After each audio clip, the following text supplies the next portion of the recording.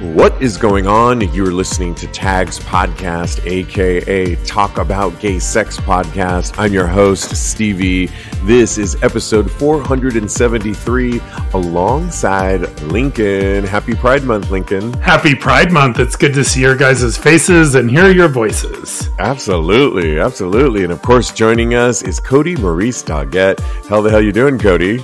Hello, darling. I'm doing wonderful. We look so gorgeous. Oh, my goodness.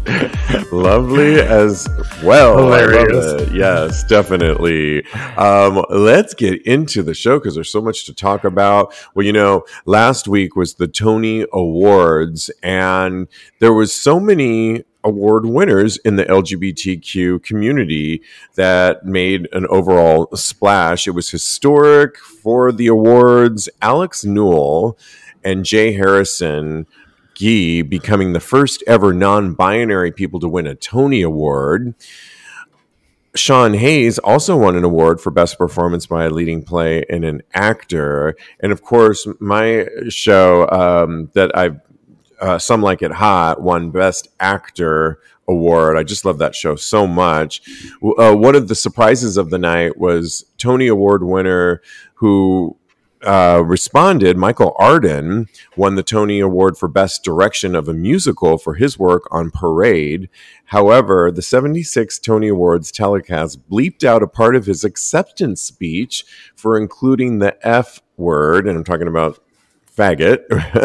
He said, growing up, I was called the F word more times than I could remember, Arden said in his speech.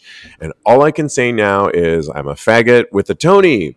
And he got so much applause from so many of the people in the audience, but they bleeped it out, actually. And I mean, I'm just wondering. Of course they did.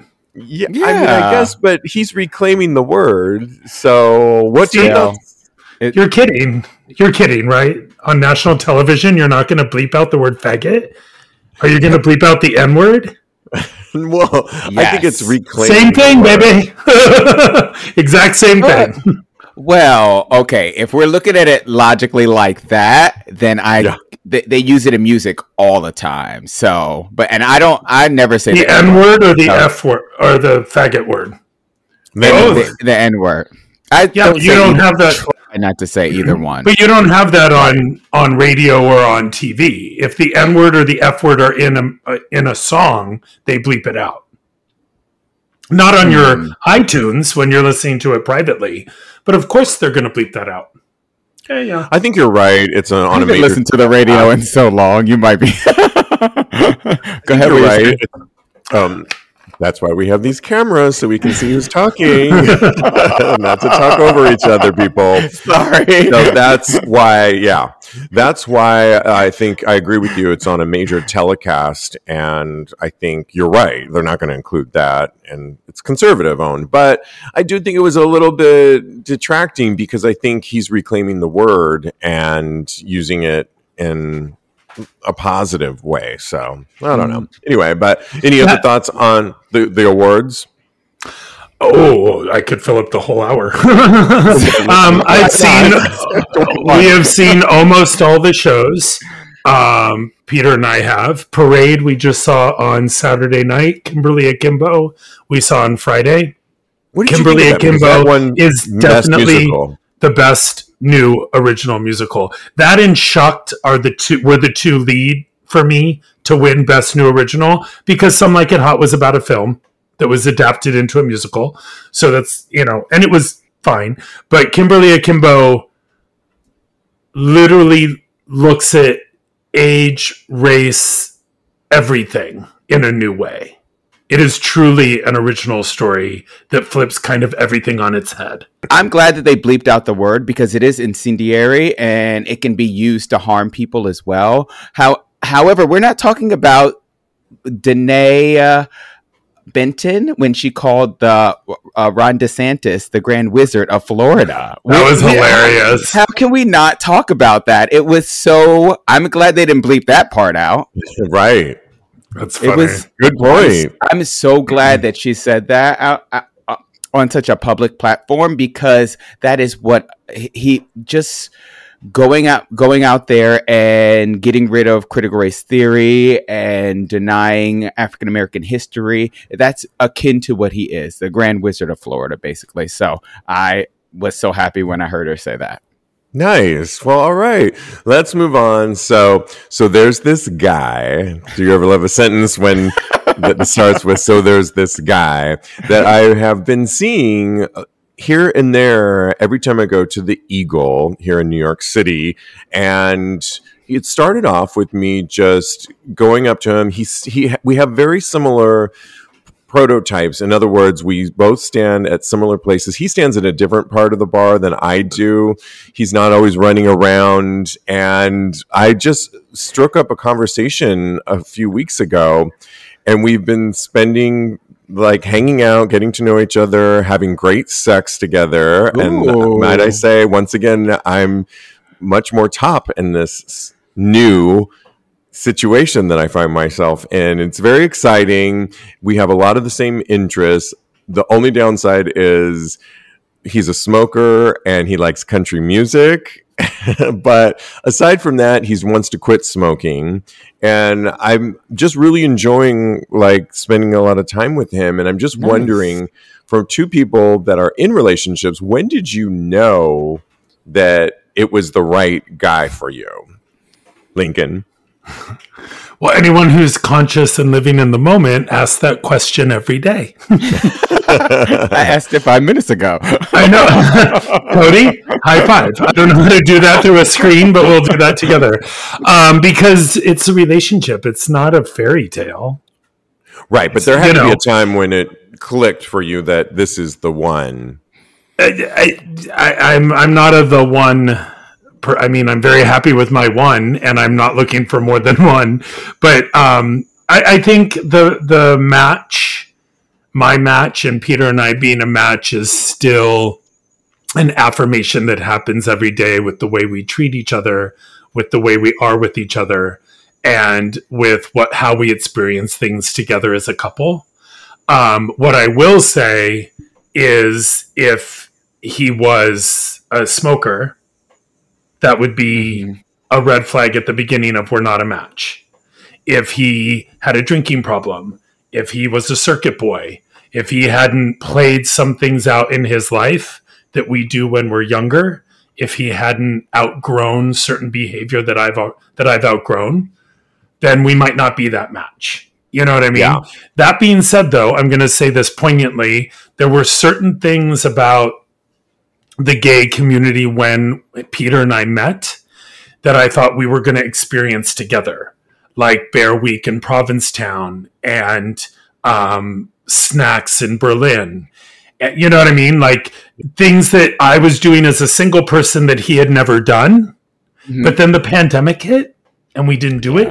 And now it seems a little passé. Never say never, but I'm not running to Bear Week to hang out at the Dick Dock or to walk around a street filled with gay bears to maybe next Bear Week. So, there's certain things that I hope we embark on together in the years ahead, but we've found our match, we're the one in the life we're living now.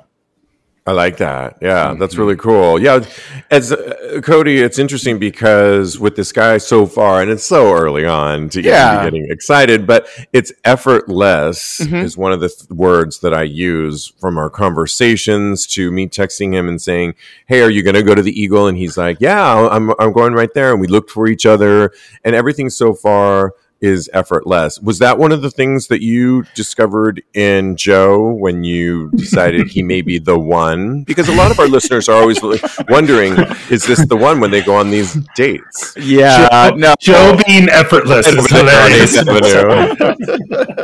We're all laughing because we all know the truth. He's wonderful. But you know what? As a romantic, I am a romantic person. I knew fairly early because I think it's more about synergy and having common goals, like Lincoln was saying, and just being on the same page. I think I really knew probably on the first date that this was somebody that I could spend a lot of time with and that I felt romantic about in a romantic way that we can move forward. I like that. And, I mentioned at the beginning red flags at first. There was somebody else that I was kind of interested in. I talked about it on the show. It didn't ultimately work out because he was out of a long-term 22-year relationship. And I just decided, oh, no, it's too soon. And so what red flags, if any, did you see? So I mentioned with this guy, the smoking thing, and I asked him about it last night, and he said, I want to quit. So I thought, okay, well, you know what? I like that. And breath is fine, actually, right now in terms of kissing him. It's not awful, but the fact that he wants to quit I'm taking that. The country music thing, I'm like, okay, well, no one's perfect. We can do the Dixie Chicks. The Dixie Chicks. There's a lot of good country music out there, honey. I think that should be a red flag to him, not you. I think he should be like, dude, if you can't open your music, Orville, there's a lot to expand there. I've never listened to an Orville Peck song before, but I know that he's gay, so I think that that's great. But as far as red flags are concerned, I do think that the only red flag that I really, really have is if we aren't getting along. I was on a date one time, and I'm telling you, I fell asleep at the date. With Joe? No, not with Joe. With somebody else. What I mean. Was there any red flags with Joe? I mean, if there's plenty of red flags with Joe, but not anything that I can't. That is or pink or yellow. Yeah, exactly. Like, oh, watch out. Yeah, I mean, do you want me to tell you what the red flags are? Yeah. Don't do it. Joe listens to the podcast.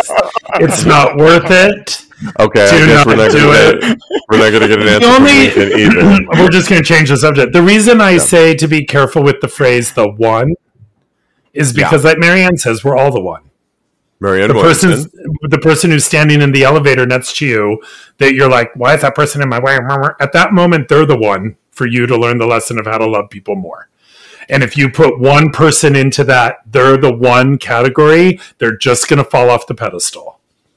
I like that. That's really good. You know what I mean? But I don't know if I agree, though, because I think that for me personally, and I hear what you're saying, and I do think that, and I've heard you say that you don't want anybody else other than Peter. But for me, I believe that there is a soulmate. So if that makes any sense, because it does to a lot of people. Yeah, and that's just for me. It could be different for you. You have a lot of the ones. There are a lot of people out there that could be the one. Maybe for Steve it's different too. I think it's all about exploring and seeing what best fits for you, because I think that I'm going to be with one. I hope that I'm with one person for the rest of my life. Well, just to put a button on that, in my mid-40s, I figured out I had to be the one. Well, I'm the one for myself. Well, then there's my point. Because then everyone who walks by you, whether you spend your entire life with them or not, you can have a lifetime partner. You can have whatever you want. But the one still has to be me, not someone other than me. You have to fall in love with yourself first. Yep. There you go. Period. And I get an amen. Amen. And we can move on. Okay.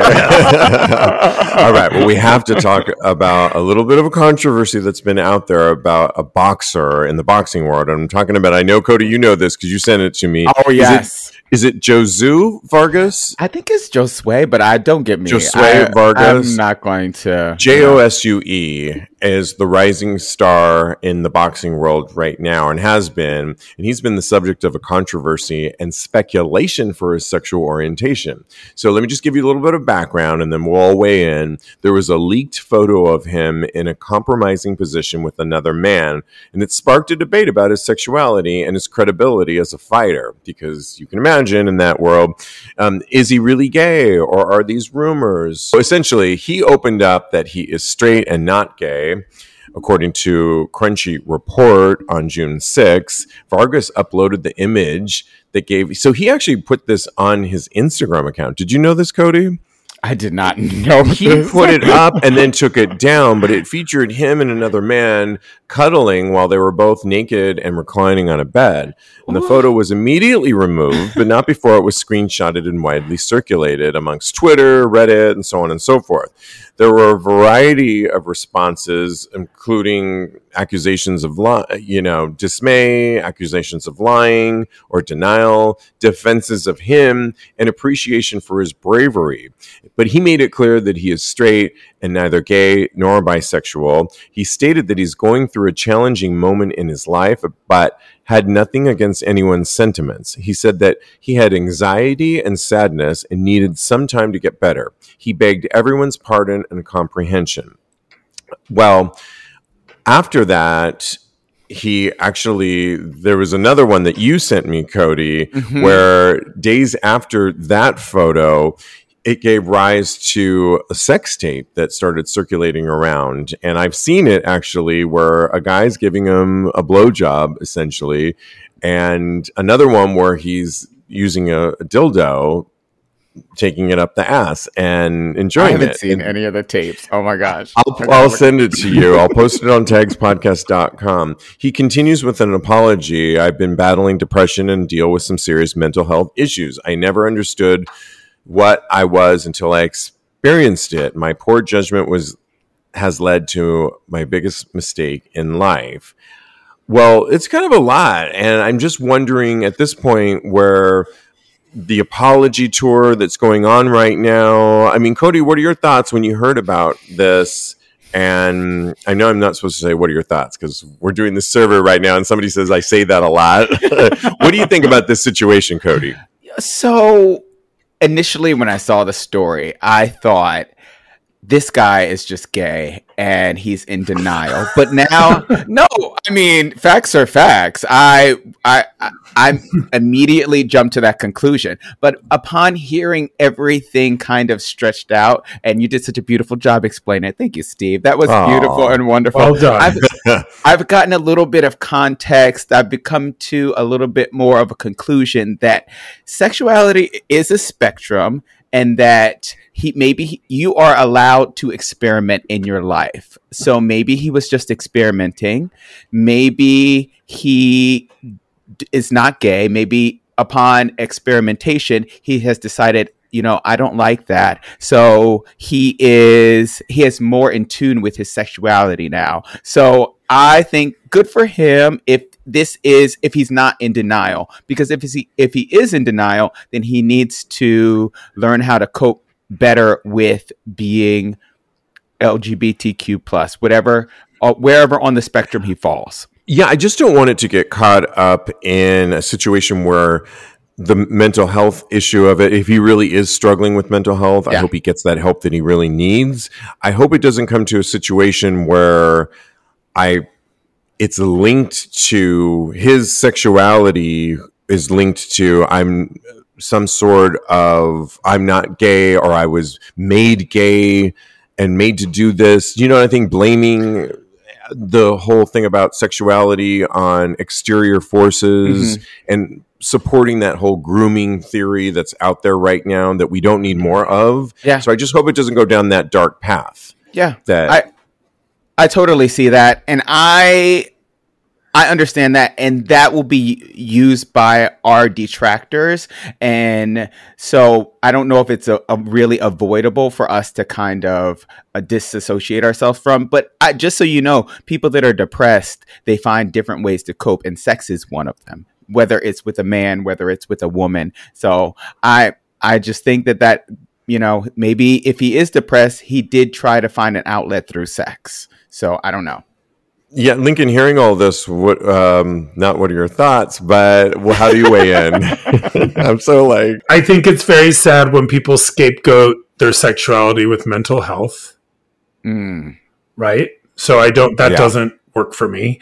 I also think it's very hard to dictate what he should do if he's in denial. Because obviously if he's in denial, he doesn't have the wherewithal to do what he's supposed to do. That's what I just heard from. I'm only doing because I know nothing about this person, nothing about the story. I don't care if he's a boxer or wears boxing shorts. I don't care.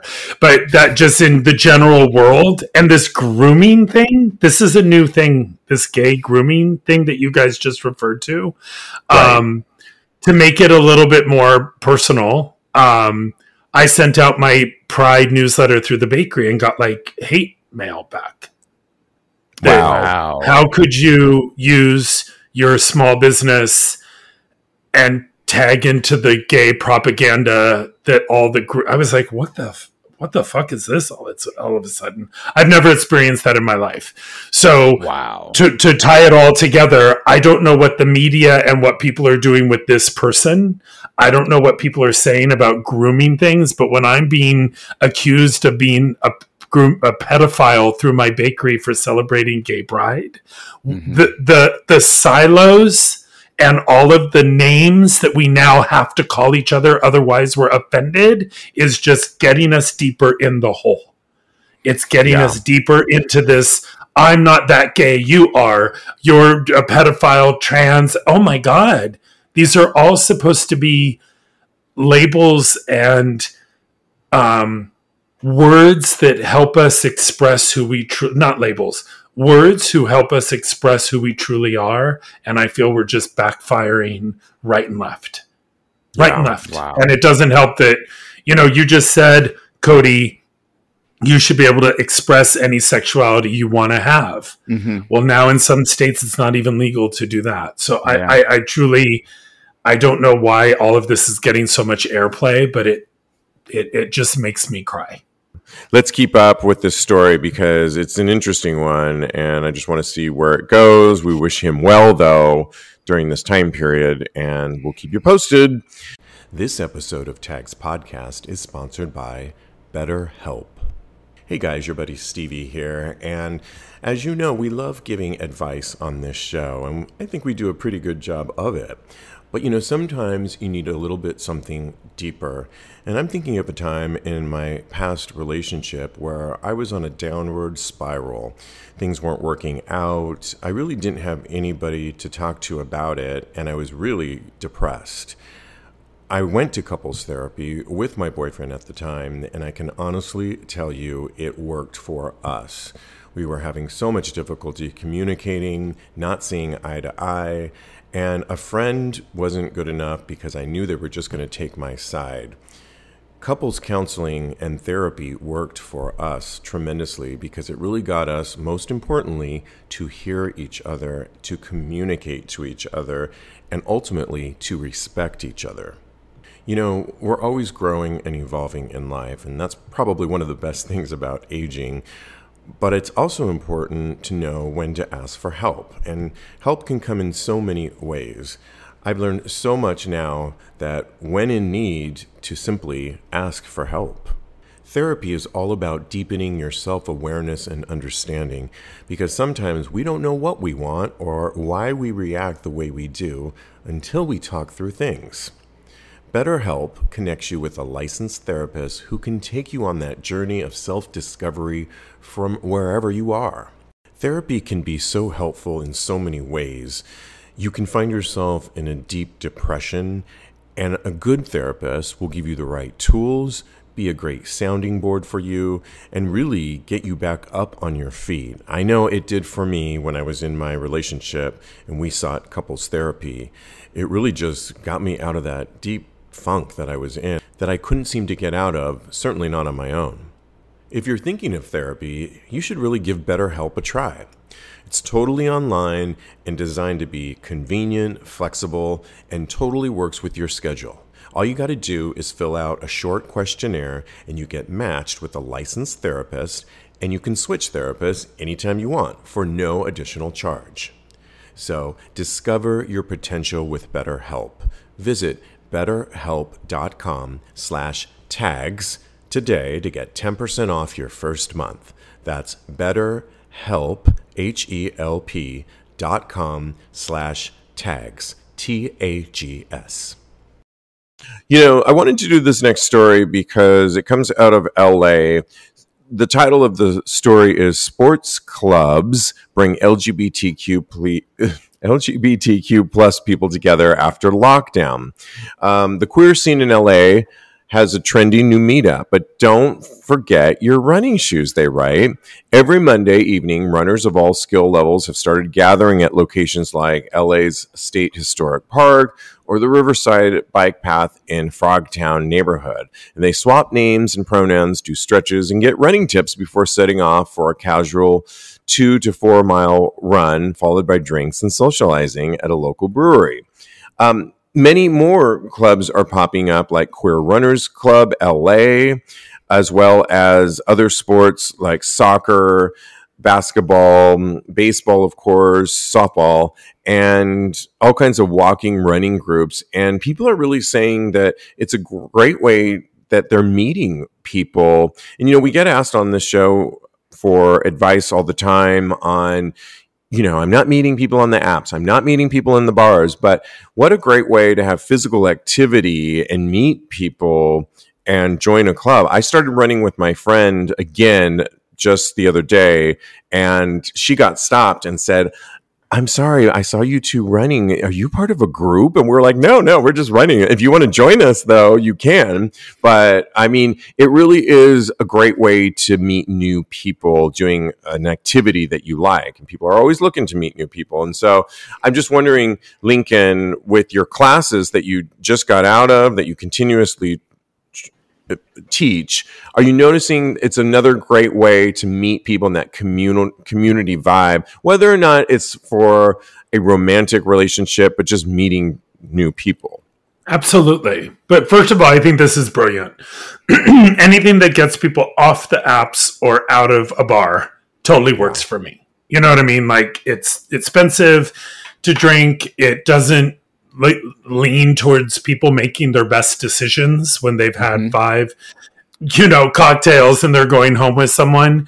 And I, by the grace of the higher power that I believe in, am now the studio manager for Gym U, which is an institution, David Barton, here in Chelsea.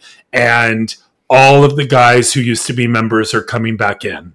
It literally feels like the community here in this little bubble, which I used to compare to the Castro in San Francisco and has not looked like the Castro in many, many years, is starting to look again like a community center. And as a company, Gym U is kind of playing into that with things that we're doing at the gym to have people meet that you just want to be there. You just want to be around in my classes and other people's classes, in the locker room, on the gym floor, in the waiting area. People are talking and seeing each other again. And what I have found interesting, especially because I work there, is post-pandemic, people are so clumsy with how to say hello or how to, you know what I mean? They did a big opening party for the gym, which I invited you guys to, and Kodi was there towards the end. And all of Suzanne Barsh's club kids were up on the counters and on scaffolding dancing, and the crowd was walking through it like bug-eyed, not knowing what to do. Like, they forgot how to just be at an opening. You know what I mean? Like, Not everyone. And the moment one of my instructors turned to one of the go-go performance artists, might have been a go-go dancer, and he just went, "You look absolutely beautiful, honey. If you want a drink, you let me know." And she lit up like a Christmas tree, and all of the people around us lit up, and we all started like talking to everyone there, and it's so affirming. So whether you're running around the block or going to a gay pottery making class or whatever it is, break the mold and just do something different. And the worst thing you're going to end up with is, a clay ashtray that you'll never use. Yeah, 100%. I love that advice. I'm going back to Puerto Vallarta where my sister bought a condo, and we're going to try this.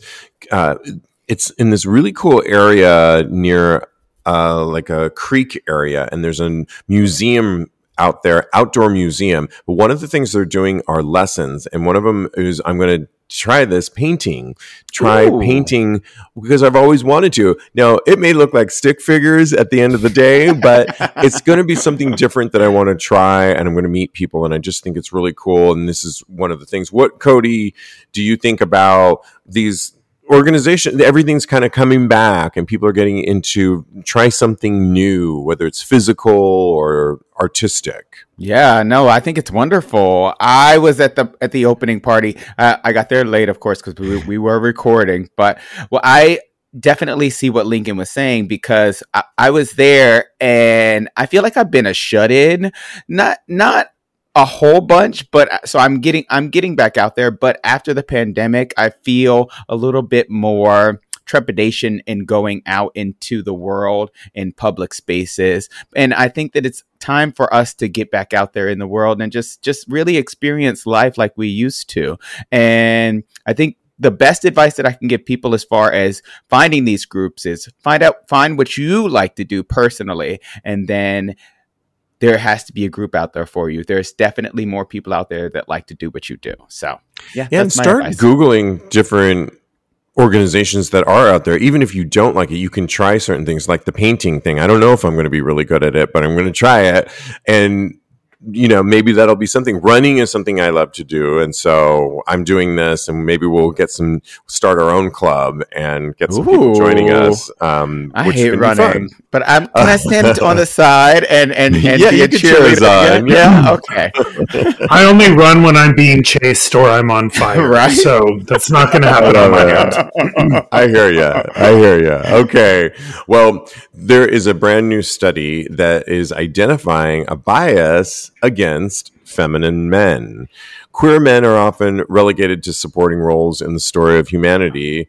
But this new story that the University of Sydney did, researchers Ben Gerard sought to identify implicit discrimination against men with higher voices, flamboyant body language, and general non-masculine behavior. And he cast 6 male actors to read the exact same script aloud. 3 of the performers donned feminine traits, while the other 3 were more straight acting. Then the actors switched roles and read the same script a second time. The results were pretty illuminating, but sadly predictable. Viewers of the video identified the classically male actors as strong leaders, even though they were essentially applying for roles as tourism reps.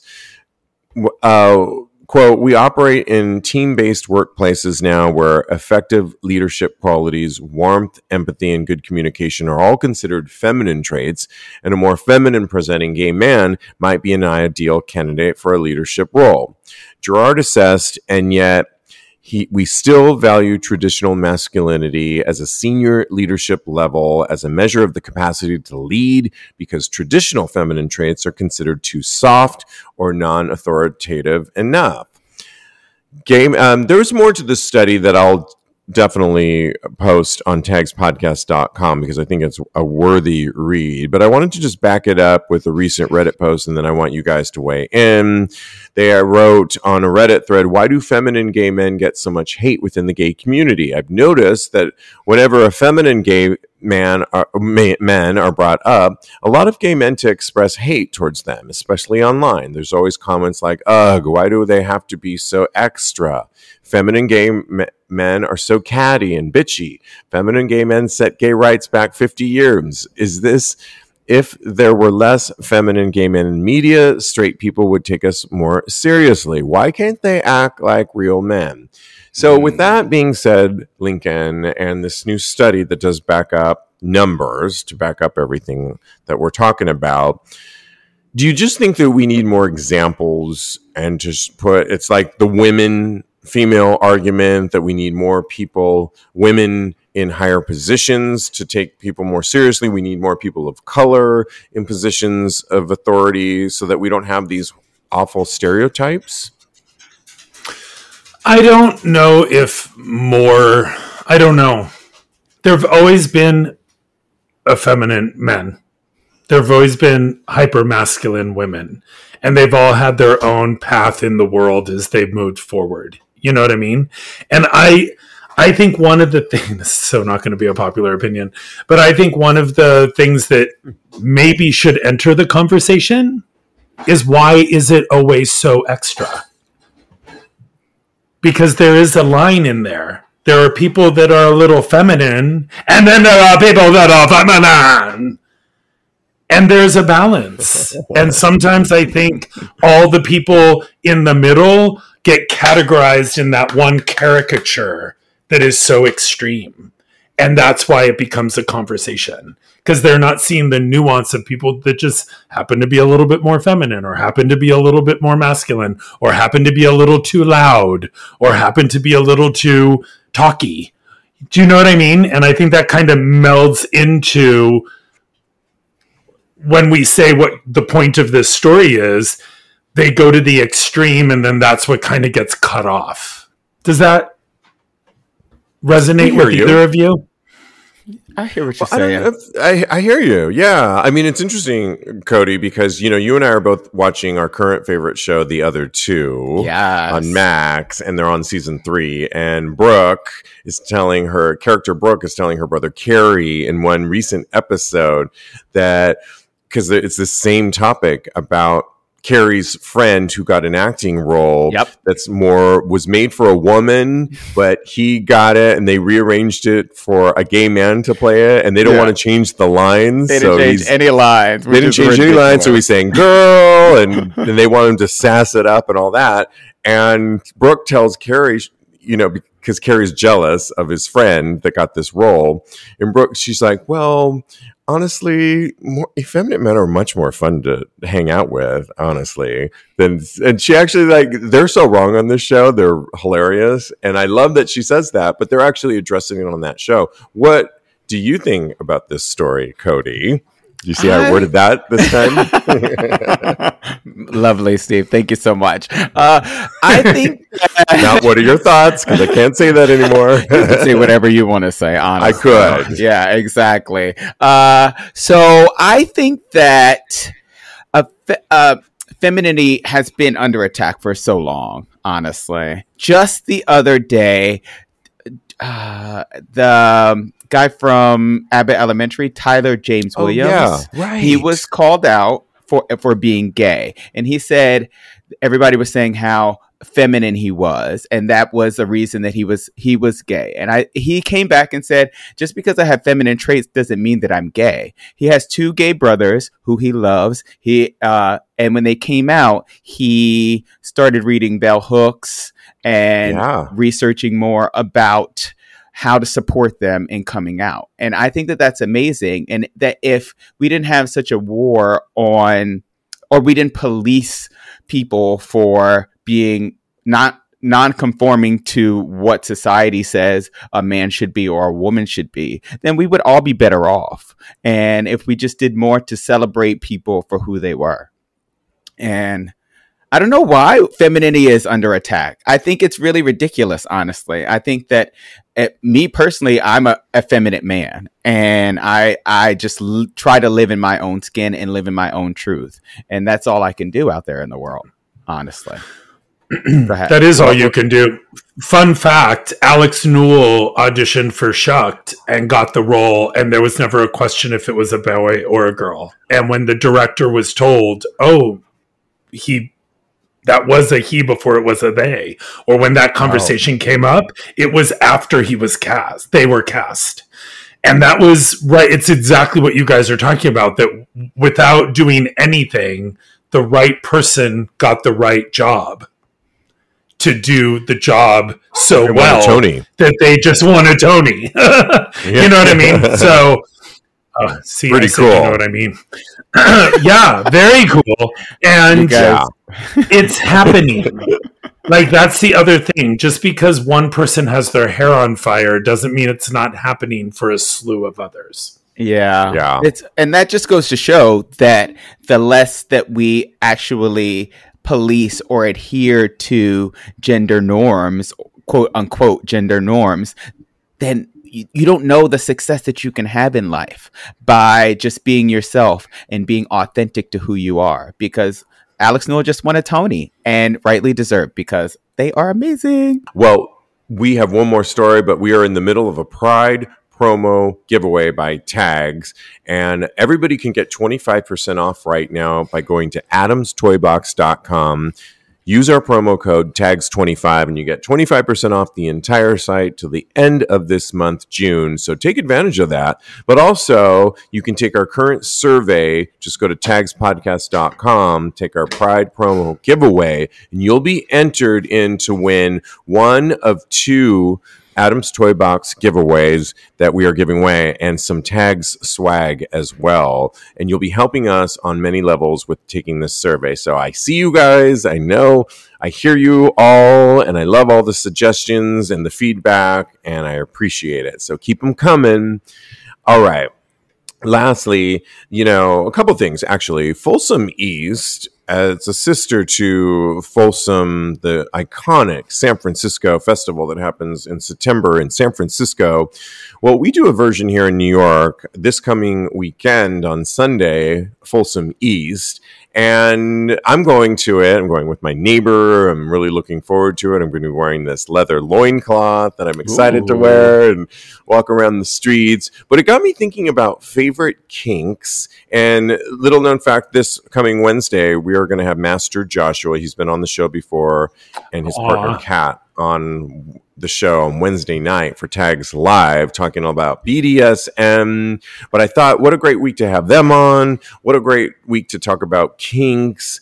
And I just have to tell you, like, with my own personal kinks I've explored, I mean, feet is definitely one of them that I've explored with partners. And I used to be so ashamed of that kink that I had, and I'm not anymore. And I just delve into it so much more. And then I went to an event this couple weeks ago by Master Joshua and Kat, and I learned all about silk ties and the art of silk tie movement and how sensual silk feels on the skin and how you can play around with that. And these are my 2 favorite newer one's not new, but that I'm exploring. But if you had to say, Lincoln, what kinks are your favorite? What gets top billing? Or what are kinks you're exploring with your fiancé, Pita? What would you say? Uh-oh. Oh, there it is. Our latest, I know, we have been in such a non-kink mode that it almost feels like a new kink to not... to not be really we're finding our footing again in that. I do hope we go to Folsom East this weekend and find a little inspiration. I do feel events like that always inspire something new. I go on at 3:00, so I hope to inspire. You did. Where is it this year, by the way? It's on Christopher still Street. Down on Christopher? Yeah, off it Christopher? Is. Yeah. By the Dugout? No. Is that the Dugout? What is that bar down there? Oh gosh, what's that bar called, Kodi? We were there last year. Ramrod? It's on that side alley, right? Yeah, by the West Side Highway? Yeah. I can see it in my face, but I don't remember the name. But no, what are you and what are you and Joe up to these days, Kodi? Oh, well, we will always have an underwear fetish. Point blank, period, hands down. Okay, it is our thing. Underwear that's commonplace. It always makes me feel so sexy. I could wear a jockstrap to the gym, and it would make me feel amazing, like $1 million. Like I am the sexiest and strongest man in the room, and that's amazing. But I really would like to explore bondage. And I already put the silk ties that you were mentioning in my Amazon cart because I need to be able to ease Joe into it because I feel like he's a little bit more reluctant when it comes to certain things. And I feel like bondage might be pushing it too far. But we'll see. Oh, but we'll talk to Joshua this Wednesday and you'll see it's so intimate. Okay. And the fabric, the way it feels can be very sensual. And if you put on really good music, it can be very erotic and sensual, actually, before it becomes hardcore at all. If it even does, and it doesn't have to. Well, I always remember the power of... Go ahead. No, what were you going to say? Go. Always remember the power of a blindfold. Because if you take away someone's sight... then the pressure is off of what are we doing. So that's one of my favorite things is the moment you take away someone's eyes, then you don't have Joe staring at you going, what are you doing? Because all he's doing is feeling. Same with wearing earplugs or taking away another sense. So I hear that and I accept that and I love that wonderful advice. But a red flag for both Joe and myself, like we have this about each other, is we're both control freaks. So I don't know how relinquishing control will actually work out in this situation. Go ahead. What were you going to say? So this could be I'm raising my hand. Your hand. This could be actually a great fun experiment between the two of you if you both have that control side to you. And we're not talking about top bottom by any means, but just that control side. Yeah. You can experiment. One way would be the blindfold and take turns relinquishing that power, and that could be kind of just as an experiment. Oh no! On a Friday night, if they could see my face, I am like, oh my gosh, I am shocked. I do not want to relinquish that control, so I feel like he's going to be in the same boat. But if he's willing to do it, then as his partner, I have to be willing and able to reciprocate. Correct? I think it would be fun. I think it sounds fun to me. Lincoln? I feel like Daddy Lincoln has to step in here again. Do you either trust each other or you don't? Because that's all that's about. And set a fucking timer. You will be blindfolded for 10 minutes. Then you are in control of the amount of time. I was thinking you're with your partner if you're a 3-minute kind of person, that's your... hopefully you last a little longer than 3 minutes, my friend. I love a good timer moment, Lincoln. I think have you ever edged? Do we know any of the edging rules at this point? I love a good timer moment. I think that's really good advice. I set my timer for my laundry. The nail salon sent a timer the other day when I was getting my nails done and they were massaging my leg. Why not do it for a BDSM moment? Well, then you have control. You have control of the amount of time, but you relinquish control for that amount of time with a person that you trust.